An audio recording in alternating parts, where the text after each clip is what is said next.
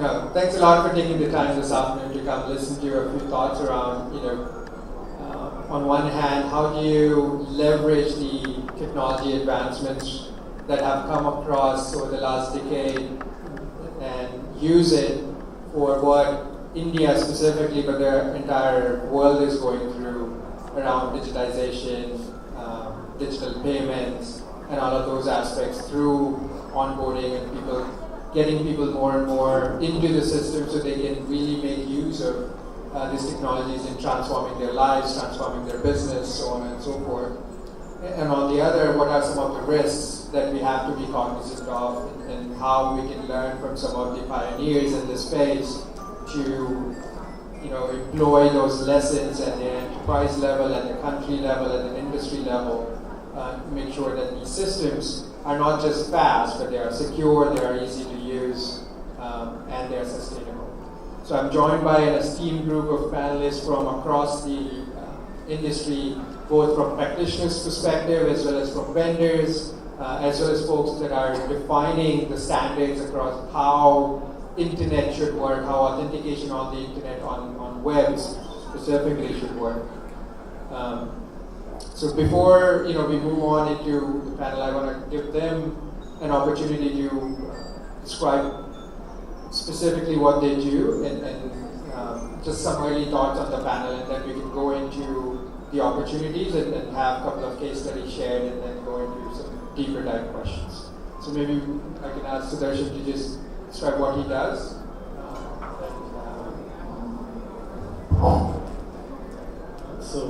Thank you Forum and DSCI and all of you for joining. Pleasure to be on the panel. The topic of fast onboarding. We are in the world of everything that is instant, whether it is noodles or coffee, even the experience. We are going for virtual reality, all those stuff. We don't want to even travel for a real experience. We want everything to come to wherever we are. So same thing is true, fast onboarding. Earlier we used to go around for fingerprint one station, iris one station, blood test another station, whatever it is. If you want a DNA, you're a high secret job. But it's all about no, the lab has to come to you. I will not know. There is a portable lab which comes and collects even for biometric. That's what we are looking at. So fast onboarding is something extremely important. And I come from a research background. So I'm always worried about tomorrow and day after, least bothered about what happens today or yesterday. Even though we'll learn and learn from the past. That is our prayer as we call it in research. So last about, one more year to go before I can say 3 decades. I am on the road, thrown out of the college. So doing a bit on the security embedded systems, from defense to medical devices. Now last 7 years I'm in the AVB corporate research and industrial software, so IT, OT. So we are seeing quite a bit of progress where isolated independent systems getting integrated and protocols that are never supposed to talk to each other, talking to each other. Hopefully North Korea, South Korea also will talk to each other one day in a nice way. At least one train has moved in as we speak today. So going forward, how do we onboard fast is a very important aspect. But many times, independence for the sake of independence without vision is a problem. So once you bring the process, how do we sustain it in the long term after onboarding? Does it still meet the requirements as the day progresses, as the years roll by? And then how do we offboard people? And what happens, it's nowadays very often seen, people change roles. So suddenly some privileges have to be changed. And we all know privilege escalation is one of the key challenges when it comes to security violations. So that depriving the privacy or changing it is going to change a lot. How can they be reflected across the system so that in spite of the role changes, the privileges are to the mark and there is no escalation, there is no, in software what we call memory equivalent of that not happening. And going forward, I will also probably bring some of the more interesting use cases which people can relate to, and some more challenges to ensure that our job is secure for tomorrow. So that's where I will go forward. So thank you. I will pass it to maybe Purshottam. Hello. Yeah, my name is Purshottam. I work as a Chief Technology Officer for Atos in India. And it's a pleasure to be here. And I would echo with what Sudarsan mentioned. For us also, we are a system integrator. Now, the challenge which we have as being a system integrator is some customer sees something very smart, very done efficiently, and he comes to say that I want this now. Okay. So for us, when it comes to rapid onboarding, we actually work across finance, we work across manufacturing, utilities, and the rapid onboarding for each of these verticals is totally different. So for example, when it comes to finance, the KPIs which are set for us is it takes 15 minutes to onboard a customer. I would like you to do it in 3 minutes. So that is where we look at what all disruptive technologies are available, and eventually can we kind of do a mashup and provide that kind of experience. So what we believe is when it comes to rapid onboarding, it is all about being data-driven. Okay, when I say data-driven, you mean in terms of setting up all the expectations from customer, giving him a very personalized experience. Most important is keep your team, your backend team ready as well. And eventually, it is not a one-shot stuff which you do when you do an onboarding customer. It is a journey. And during this journey, you have to keep the customer informed. So I would also like to share a couple of use cases or case studies which we have been doing for finance and for utility. Thank you.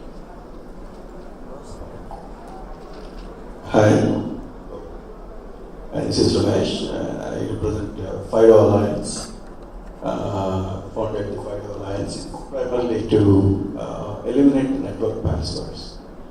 The standard was started around 2011 timeframe, and it's actually is announced as an international standard just this Friday. And the primary theme of the alliance was about 85 to 89% of online attacks happen because somebody stole your password, identity, and theft. And nowadays, everything authenticates. The first thing that you do, whether you log on to your email or whether you start your car or you open your door, first thing that you do is log on. And if that log on is based on user ID and a password, and if the password is compromised, then you are in a world of hurt. So unless you eliminate the password, you actually don't address the online security. So FIDO has been actually widely deployed, not necessarily in India, but in Japan, Korea, United States. Some of the major customers, major players that deployed FIDO, like Microsoft. If you see latest Azure or Windows Hello, is all based on FIDO. PayPal here sitting next to me, they are FIDO. Facebook, Amazon, Google, all of them have deployed FIDO. And if you use Bank of America, T-Mobile, Verizon, Docomo, all these companies have moved to FIDO. So if you use any of those services, users don't use passwords anymore. So that by that what we'll do is, when the cybersecurity world, the hackers have the main theme is to go to server and attack them and steal the identities, where they can get a billion of them. And just yesterday, Marriott got hatched also, and you have Target had the same experience some time ago. You have Yahoo, 2 billion accounts compromised, LinkedIn, you name it. Every hacker doesn't have motivation to go to a client and attack anymore. When they go to server, they get a bunch of them. In the post-FIDO world, when they go to attack server, they won't get anything other than a bunch of public keys. So it actually eliminates a lot of, like I said earlier, 85 to 89% of attacks that are related to phishing, man-in-the-middle, dictionary, reply, all these attacks are completely gone. So that's where we are right now, and all the browsers except Apple, Safari, all of them have FIDO built into the browsers now. And Apple has announced 3 weeks ago that they are going to deploy FIDO in the browsers. With that, you'll have full coverage for FIDO anybody on the server side wants to embrace that. That's what I represent. I'm also founder of a company called Knock Knock Labs, which implements FIDO. Some of the customers, the people who used it, I mentioned, they all use Knock Knock servers. Thank you. Thank you, Ramesh. When we talk about rapid onboarding, fast identification, in a nutshell, we're talking about digital transformation. And as we see in multiple domains, industries and companies are at different levels of the transformation journey. But out of all the key attributes, the success of any digital transformation depends on two of the major attributes which we all talked about in different words is user experience and security. I'm Nidhi Agarwal. I am Senior Engineering Manager at Target. It's a retail company. And my responsibility there, I lead the digital security engineering team, and whose responsibility is to build security fraud solution systems for Target's e-portal and the web and the mobile apps. Now, being in retail, I mean, what's very important to us apart from security is user experience, and that's wherein the key thing comes in. How does we provide a great user experience to our guests, along with that make them feel that they are secure? And the approach that we apply and we adopt at Target is like, we don't think security is an afterthought. It's more like security travels hand in hand with the functionality. And as an aspirational goal, we want to see and we want to get to a point where security is a business enabler rather than a restraint or a constraint. Now, how do we make this happen is something that we talk about, and I'll briefly touch upon fast onboarding, rapid onboarding and fast identification also. Now, this cannot be done on technology alone, right? In my experience, you need all the three different things. You need people, you need process, and you need technology. And when you talk about people, we all are talking about today full stack developers, DevOps and everything, but it's not just the application developer who is completely by themselves can build stuff, right? When we have IoT, we have so many things around that just having a developer for a particular language is not enough for even to provide a good user experience, forget security. So you need experts from various domains, developers, MLs, experts in IAM, and they all have to come together and collaboratively work towards providing you a good experience as an end user and a secure experience as well. Now next is process. In my org, we follow the agile process of product development, and we follow a product model where we have the end-to-end responsibility and the ownership of what we develop. The entire AC matrix is very clearly defined. And when we talk about technology, innovation is another keyword that goes about, right? We cannot deal with our BAUs, business as usual. We cannot wait for them to complete and then we'll work on innovation. It has to go hand in hand, and that's what we completely abide by in my organization. Now, when we talk about rapid onboarding, I think one key thing that we take into consideration is to onboard the guest or the consumer or the client onto the system with the minimal information required for them to get to the system. Not to stop them completely unless we have gathered all the identity artifacts or all the claims so that the identity can be verified and validated. However, it will be with the least privilege access, and incrementally based on multiple techniques. It could be risk adaptive authentication, it could be FIDO, it could be other form factors used based on the kind of risk that the transaction poses to our system. We can increase one. And for Mr. Ramesh, we are even evaluating and working and exploring to see how WebAuthn can be used in an enterprise system for authentication. Thank you. Thank you everybody on the panel. So, I mean, it's kind of clear, right? The opportunity that lies ahead of us is just unprecedented, and there is no better poster child for rapid onboarding than India.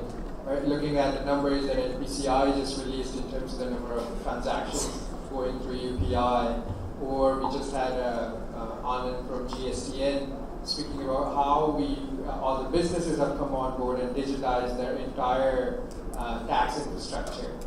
So there's lots of use cases that you guys have heard about. Or maybe we can also have, Purshottam can share a case study where they have done an enterprise deployment around what rapid onboarding looks like on the ground. Yes. So as I said, we have system integrators now. Whenever it comes to in customer as Nidhi mentioned, is innovation is part of it. So basically, we look at these 4 quadrants. We look at customer experience. So it is most important that how soon as possible I can get this customer onboarded. Okay. At the same time, we are running a business, right? So we need to also ensure that we are operationally efficient. So that is the second quadrant we look at. How do we internally improve our operations efficiency? Third is most important is trust and compliance. Okay. Now, whenever I onboard a customer, it's most important that customer trust what I did, for instance. Okay. And last and most important is we know the data is like a gold mine. Is there a possibility that I can use this data? So that is where we call it business reinvention.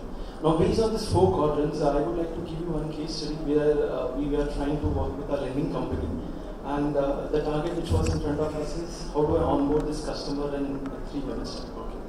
Now, that is where we kind of deployed this disruptive digital technologies, mostly in AI space and analytics, where the customer is onboarded wherever it is coming from, whichever channel. Is it from web channel, mobile channel, or if it goes onto the branch, for instance, we use face recognition as the way to onboard. So with this, I would say, amalgamation of these various technologies, we were able to onboard him quite well. Now, when I did that, it was also of key importance that we comply with regulations. Okay. Now, of course, in this case, we made use of Aadhaar. So, all due respect, we have to ensure that whatever compliance which Aadhaar has put up with has to comply. So, this was another lever which we had made use of. So, this was one case for financial services industry, especially for the lending, or we call this NBFC. And the second one was for utilities. Of course, the way utility works.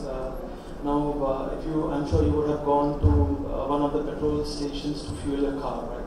Now, the challenge which was in front of us is how do you ensure that the customer who's coming to fuel his car, he gets the fuel which he has asked for. The quality of the fuel is good enough. Right? Now, again, it's a different use case altogether, different industry vertical altogether.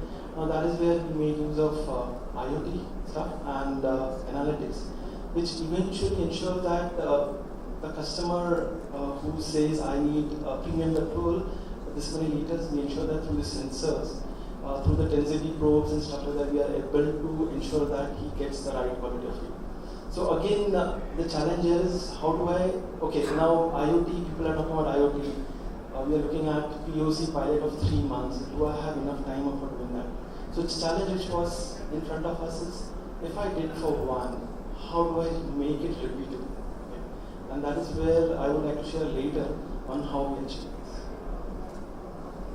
Thank you.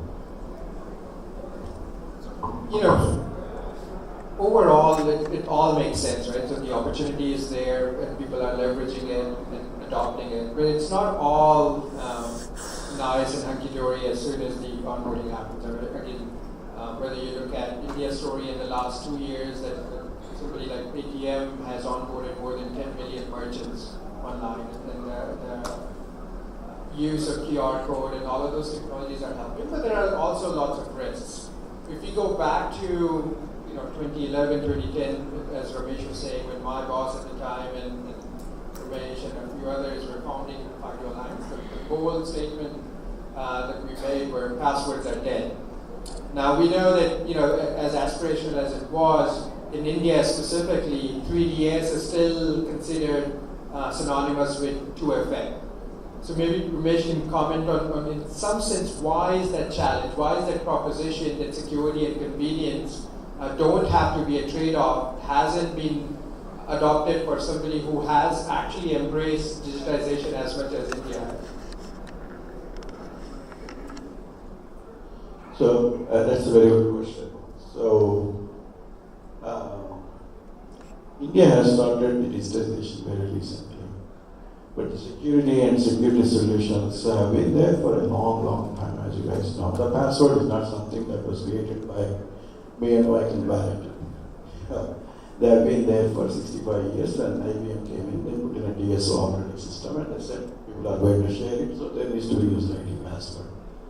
That's where it started. And after that, everything that we do, it's easy. When web came in 94, 95, it's easy to put user ID password and get the people. And then came next generation of security, where we say we are going to increase the security. When we say increase the security, there is two ways to see it. One is from the user standpoint, and second one is from CISO standpoint.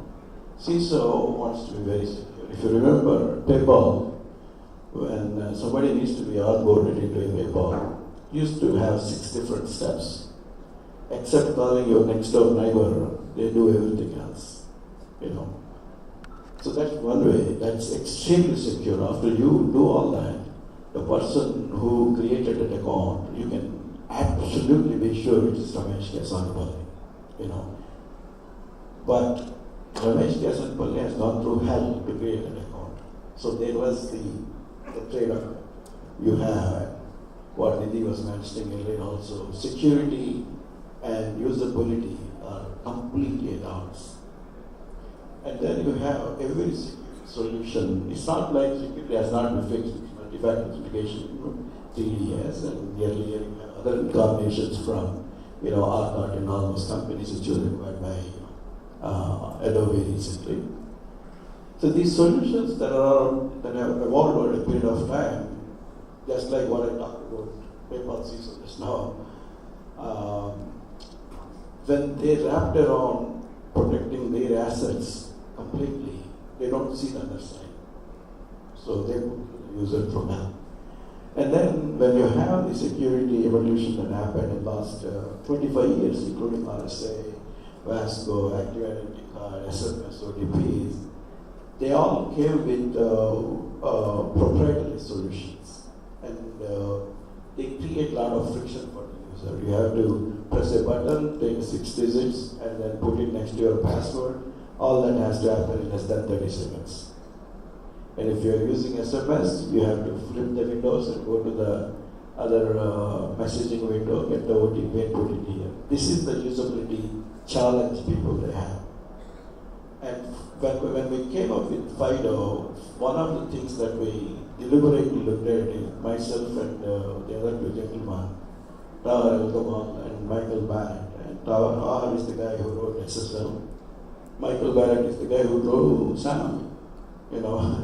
So we 3 of us got together, and when we tried to address this issue, we said, if we were to do this all over again, how do we do this? Then we said, the usability is the first thing you should do. Usability is the first one. The privacy is the second one. Third one is the security. You'll be surprised. That in that order, you'll never be able to go to any consumer, educate him on security. You won't understand. If you tell him, you touch here, everything is done. Convenience. For users, it's all about convenience. For CISOs and the security officers, it's all about security. So when we worked on FIDO, we deliberately said we have to absolutely have privacy. We absolutely have very easy user experience. It should be as simple as one touch, one phrase, one blink. The user should be able to touch the phone, or look into the phone and blink the eye, or look into the camera and then look at the for eyes. That's how the natural user experience should be. And FIDO, it also works on public-private key cryptographic technology, and then when we put all those pieces together, you are basically addressing the usability aspect of the user. And then when you take out the password, you're actually addressing the biggest problem that the CISO has. So when you put these two together, you actually have the solution that is required for the market. And adding to that, unless you make it open standard, unless you have interoperability, and unless you have various parts of this ecosystem, security always has to be end-to-end. You can't say my kitchen door is very secure, my main door is bad. When you're trying to protect a house, you have to protect the entire house, point number one. Most important thing in protecting that is the first step. if the first step is not secure, whether you use SAML instructions on the back end or use something else, if the first mile says if the gentleman comes and trades as the first one introduces me as Ramesh, then for everybody else I'm Ramesh. If you introduce me as Aditya, for instance, I'm Aditya after that. You know, that's the difference between single sign-on, SSO, what they do, and what FIDO brings to the table. Did I answer your question? I mean, you know, so it makes sense from a design perspective, and I'm sure that nobody's going to contend the value that comes from designing a protocol that takes usability as its number one design aspect. The key question, and maybe, you know, Sudarsan, you can jump in, is when, from a non-consumer, from a designer's perspective, when you're thinking of an experience that you want to offer. So now let's say biometric is looked at as a almost like a silver bullet from an authentication factor, because the experience is so seamless and all.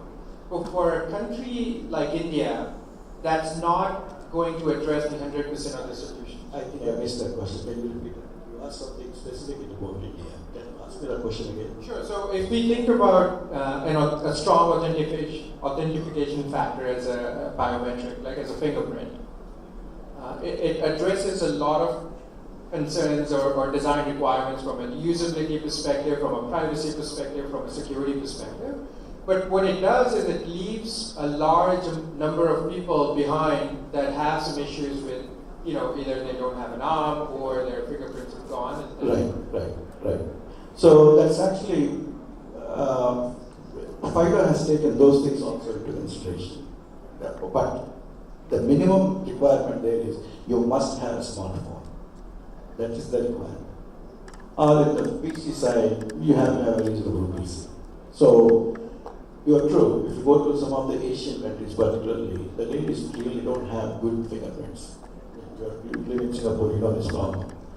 And even in India, for some of the hard-working people, their fingerprints wane off. You know, FIDO is not restricted to fingerprint alone. The way FIDO works is, the FIDO protocol on the client side queries the device and asks, what do you have? And at a minimum, 100% of the phones have a camera.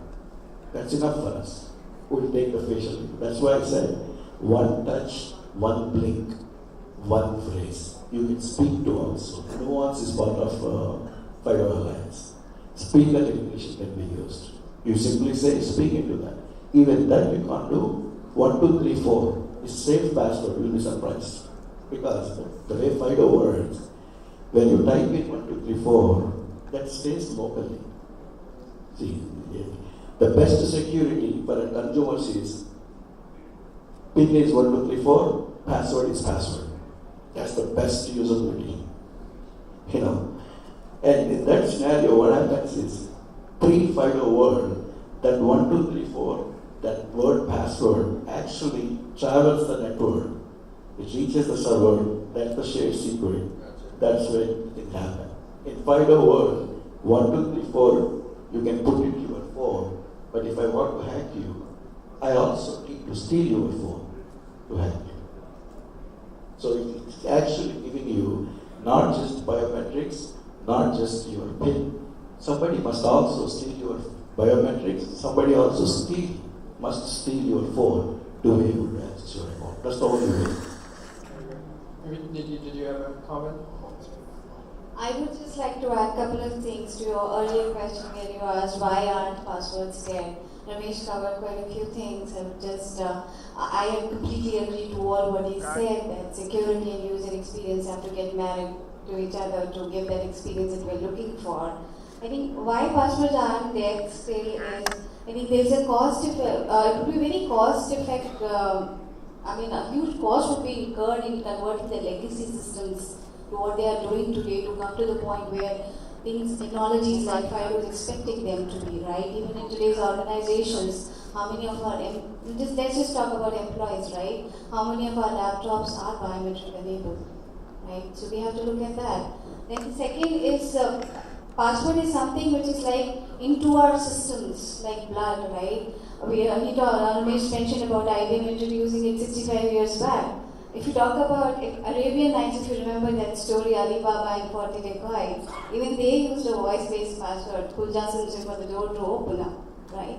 So it's been there quite a long, and password it's just a form factor.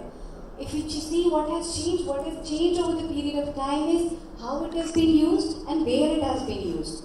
The concern today is not the password itself, it's about the content which should be stored in a more secure way so that it cannot be stolen, because everything, the hell breaks loose when the password is stolen. Right? And the third thing is the social media that has revived the use of password to a great extent. In my experience, I just have to have my Google password and I can pretty much log into so many websites already. So that keeps my Google password alive. So I mean, it makes sense for a lot of our systems. For example, we've been advocating with a lot of regulators around the world that in addition to what you know, what you have, what you are.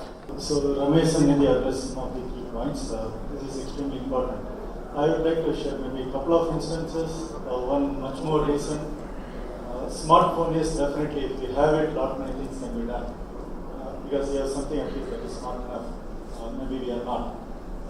But when we go to industry, see, AB works with both a lot of industrial customers. We have people all over the world, including Africa, countries like Southeast Asian countries. When we go there, we do offer certain kind of, today remote support, cyber security patches, so many other things are happening. Still, 2G itself is not there. It's not, we are not talking about, some remote villages. Across the country, except for a few major towns, no industrial area has got anything worth mentioning. Still, it is 2G models are best. That's what works. On top of it, they are still so-called underdeveloped countries or areas. The infrastructure and power is not stable. Some of you may recall your yellow bulb days for studying or street light days. So that is where we are. So the world is, having into multiple segments. So how do we handle where it is a big town, there's a digital economy in place, booming, fine, smartphone is a given. There are places where even if I pay a lot of money, I'm not going to get a 3G or 4G. And still they are part and parcel. In fact, they are the ones who are feeding us. They produce the largest in terms of a lot of FMCG goods. Everything comes from there. But we have to still live with other mechanisms. That's where what Nidhi said is important. It is not about this password. Every factor is having its own value. Time changes the priorities. That's it. Password will come back again, the smartphone will go back, something else. It will emerge in another format. So it's a question of cycle. And going back further, this is something we did. Much before Aadhaar came in, India did a prototype pilot. Not many of you may be aware.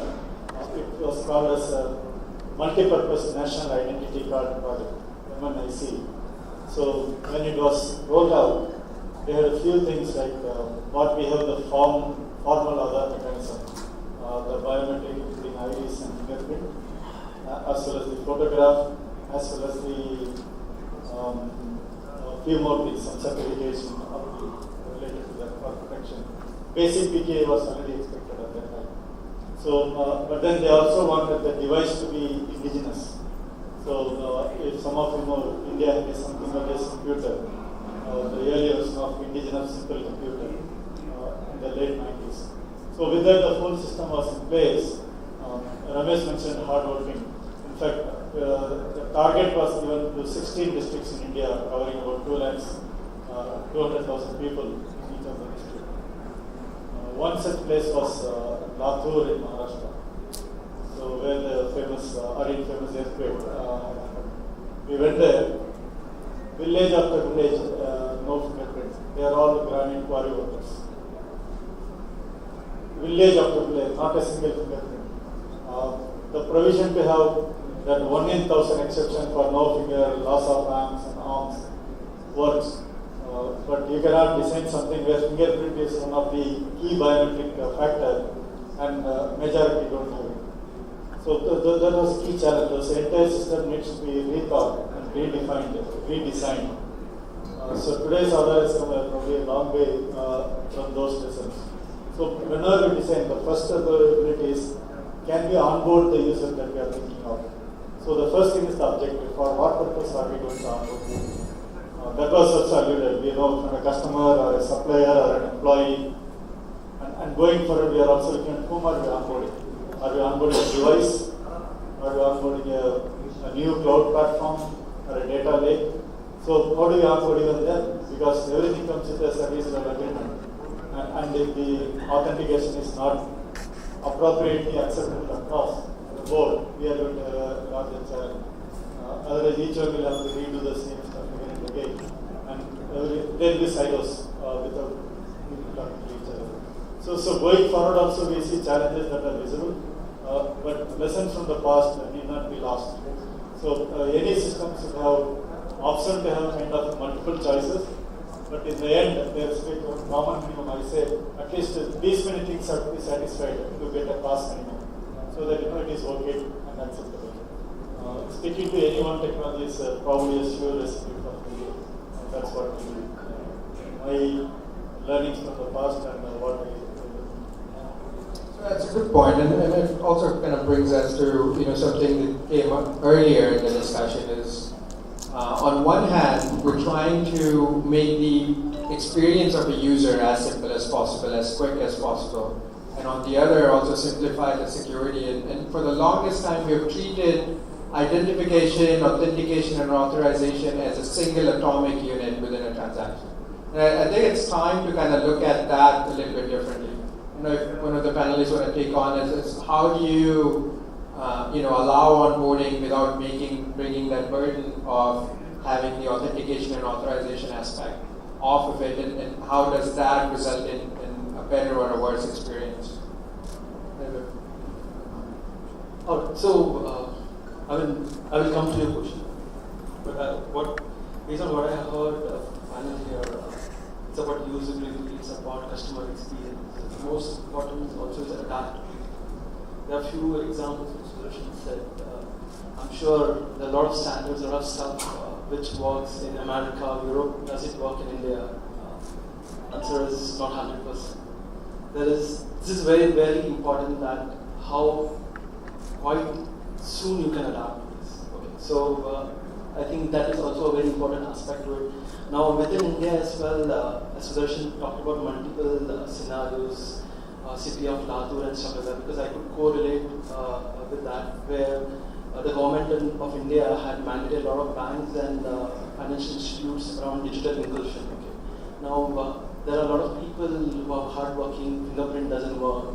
So what could be the other way you can authenticate the users, or how do you kind of onboard that mass of people, which definitely you cannot just So I think adaptability is also a very key aspect to all this when it comes to that. Now, taking forward in terms of what trends which I see, at least I'm an IoT expert, and we deploy a lot of use cases for our customers when it comes to IoT stuff. So most of the time, we would all agree that when it comes to IoT, it's all about pilot taking 3 months, 6 months time. So the question is, how do I rapidly onboard it? Now, again, from disruptive technologies, we are talking about edge devices. Now we're seeing that the compute is moving from cloud to edge. So that's where we are working on this concept. What we learned from cloud or from internet world of zero-touch provisioning. So as we speak, we're working on this concept where this edge devices can be offered as a service. Okay, and in addition, I would also like to highlight that in the new digital era, you are not the bazigar. Okay, you have to take along your partners. You have to take along the platforms. Now, as we speak, there are many platforms like what Microsoft, Amazon, Google, for instance, provides. The best way to service your customer is kind of build an agnostic stuff, so that if I provide an edge device, it should be able to connect to any of this platform, coupled with the hardware security and able to kind of ingest the data from the day one it is onboarded. So that is one of the trend for which I see going forward. I would just like to add to what Purshottam said, again from the retail perspective or an end user in a B2C kind of setup. So when you ask how can we make onboarding easy and less painful, still make sure you have all the things, identification, authentication, authorization done. It's like onboarding with the minimal information that is required for the guest or for the consumer to be onboarded onto your portal, and which could be just maybe your name, email address and a password or something. But then it's not like waiting for them to get all their identity artifacts getting validated before they can even see or start using the system. So what they can do is, with that minimal information, they can get into the system with the least privilege access. And then incrementally or in a step-by-step ask for more identity artifacts if required, based on the kind of transaction that they are doing. So it is not to completely stop a consumer from accessing your application, but it is also to see what kind of risk they are going to pose to your application and then allow them. And that will have some kind of dependency on the risk appetite of the organization as well. So if they are going to perform a you see that transaction as a risky transaction, then definitely ask for more claims, and that could lead to more, to MFA, any kind of second factor authentication or something before I actually let you do that. So that's where risk adaptive access control will come in. It's actually a very interesting topic. Identification is different, authentication is different. And particularly in the online world, the identity is not necessarily, I can go to Facebook today and create Nidhi Agarwal account myself. And that's an online identity. So after online identity is created, when I want to authenticate as Nidhi, Facebook, all it cares about is whether this identity that is coming, virtual identity, coming from the same computer that created it, that footprint is matching, and I can be Nidhi Agarwal as long as I like. So that is, in that scenario, both identity and authentication problems are addressed properly. From Facebook's standpoint and from my standpoint too, because I want to be Nidhi Agarwal. But when you try to move that's where we are. We are in a very interesting space with respect to internet, where the real identity and virtual identities are coming together. And that's what the global population is trying to solve. An identity you have to further classify. Are you talking about a virtual online identity or an identity that actually ties to something? India actually has this Aadhaar, which could be core, backbone of fixing that problem, which no other country has. If you can, now let's take the same scenario that I mentioned. Instead of Facebook, I go to PayPal. I will put Nidhi Agarwal, create an account. PayPal, let me say, let me create that. Like you said, PayPal can let me do a few things as Nidhi Agarwal. But when I'm committing a transaction, that's when my credit card, other stuff comes into picture. At that time, if I can catch that this is not Nidhi, then you have the right solution, which will actually fix both sides of the equation. Okay? And that is where every country in the world is trying to solve the problem. How do I bridge the gap or bridge the real identity with virtual identity? Okay? And in the country, in Germany, they have worked with us, German government has worked with FIDO. When Equifax was hacked, they came and sat with us. The way that Germany tried to solve the problem of welfare schemes is, you can actually take the German identity card, scan it to the phone, create an online account. Roughly, they will actually take the picture that's on the identity card, take picture of your face from the camera, try to match, and they'll let you create an account. With that online account, they will let you do few things like you mentioned. But if they were to take the money that government delivers and want to spend it, at least once for the lifetime of that device, they have to go do the identity proofing. Till that identity proofing is done, the flag on the server is set to identity not proven. When the government transfers the money, it will be in that account that was created by me, but I won't be able to do anything with it. If I want to do something, I have to walk into an office just once for the lifetime of the device. Then somebody like you will be sitting there and they'll take a look at my identity, look at my passport or something and say, yeah, this is Ramesh. They go set the flag saying it's identity proven. Then after that I can do whatever I want. In case of India, you have a lot more powerful system. Mentioning it has to be 100% adoptable. If people don't have fingers, they have face, they have eyes. Any one of them can be the models, but authentication.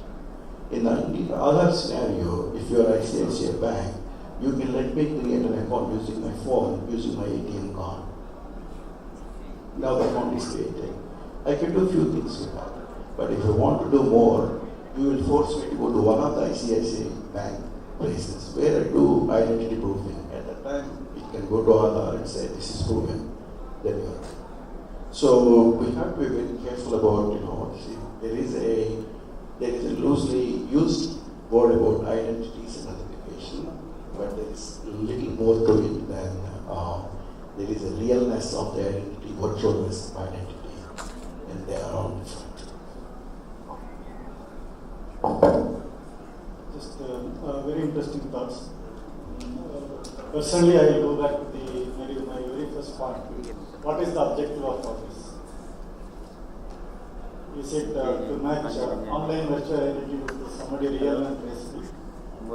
Or is it for a common man to get the governmental benefits? Or is it to make sure legally I am protected, that I am not dealing with an illegal entity which I am banned from doing? So that objective is to basically decide what we should be doing, in my humble opinion, because 2-3 things come here. For example, if the idea is to make sure everybody gets drinking water, I should not be too much worried about identity. The idea is, I know the population, I have to make sure pipes go and water flows. Because the objective is not to say that every citizen will get it. We are just saying the humans living in that area will get it. Whether they are, legally citizens or migrants, illegal or entrants, we do not know. Overstaying legally, illegally, or criminals, non-criminals, accused, we don't care. So the objective is the key here, in my view. Why I make this statement is, first look at it. If we are looking from one aspect, the idea is, all I want to make sure is somebody is not flailing around or not stealing the money. So long as each payment is placed to the beneficiary, one at least, then I know, okay, at least I have done my job. I accept certain privilege, because the cost of the entire system is going to be more if I tighten the belt. Cost is something we have always think about. The second aspect is, if someone is hell-bent in trying to trace to physical identity, so I can also be equally hell-bent by using only cash card. Now we also get cash card, gift card. You cannot trace to anything. And as of today, majority of transactions, I can use anybody's credit card to make my purchase.